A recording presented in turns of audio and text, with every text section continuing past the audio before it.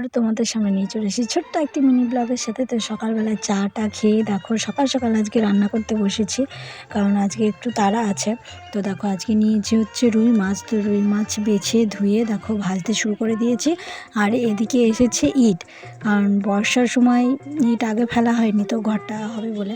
তো দেখো ইট মানে ট্রাক্টর ঢুকতে গিয়ে ট্রাক্টর পুঁতে গিয়েছে, মাটি বসে গিয়েছে। তো ওই যে আর মাছের ছিল একটু ডিম, সেটাই একটু ভেজে নিলাম। আর এদিকে মাছের ঝোলটা করবো হচ্ছে কচু আলু দিয়ে ঝোল করবো। আর এদিকে দেখো তরকারিটাও প্রায় হয়ে এসেছে। আর ওদিকে ভাতের চালটা ধুয়ে দিলাম। আর এদিকে আমার তরকারিটাও হয়ে গিয়েছে। তো তার মাঝে ধোয়া মাজা করে স্নান টান করে এসে দেখো খেতে বসে পড়েছি মামি। আর এদিকে দেখো আজকে হচ্ছে অঞ্চলে যাব একটু, কারণ ওই সমবায় সমিতির মিটিং আছে ওই জন্য।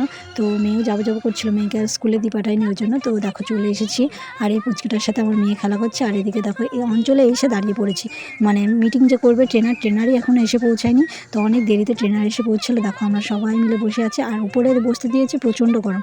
আর বাড়ি এসে দেখো টিফিন দিয়েছে, সেটা মেয়ে খেতে বসে পড়েছে। তো ভিডিওটি ভালো লাগলে একটা লাইক করে কমেন্ট করে এবং চ্যানেলটি সাবস্ক্রাইব করে পাশে থাকবে।